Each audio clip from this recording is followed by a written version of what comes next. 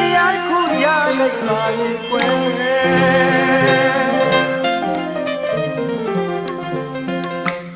ဥပမာဆိုကြပါစို့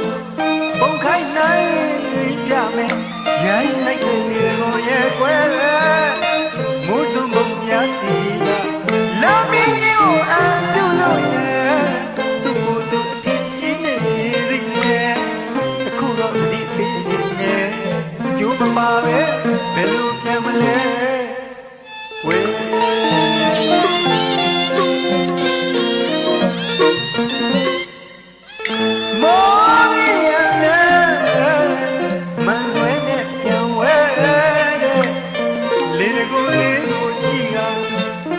တရားတစ်ခုရလိုက်ပါပြီကွယ်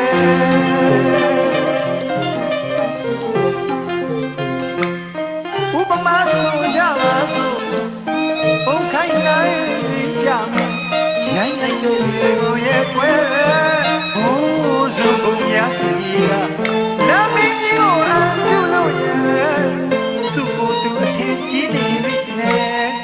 တခုတော့ဒီပြီးနေကျိုးမပါပဲ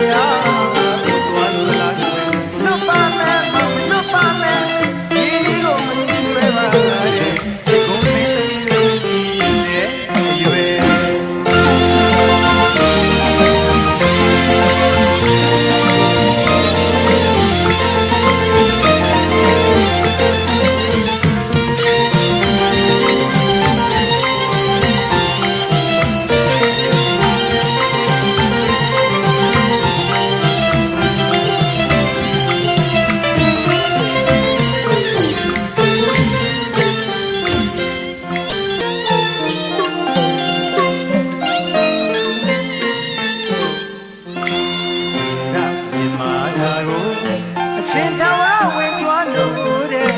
မုံကျိုးလေးဒီလိုလေးကံကြမ္မာတရားရောတဲ့လူမျိုးမှဆိုပါရဲ့မောင်ကျိုးမြင်မှုပါတယ်လေတကူဆိုတာ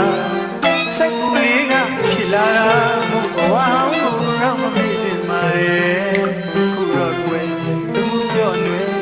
ချစ်စိမ့်နဲ့ညနာမျိုးနဲ့ရေပင်ကျူလေးဖြတ်လိုက်တာလားရေပင်ကျူလေးဖြတ်လိုက်တာလား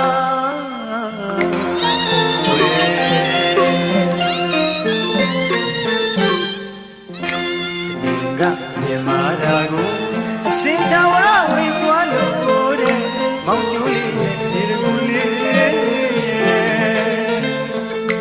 ကံကြမ္မာတရားရောတဲ့လူမျိုးမှဆိုပါရဲ့မောင်ကျူမိသားစုရဲ့လေကူဆိုတာစက်ကူလေးကဖြစ်လာတာ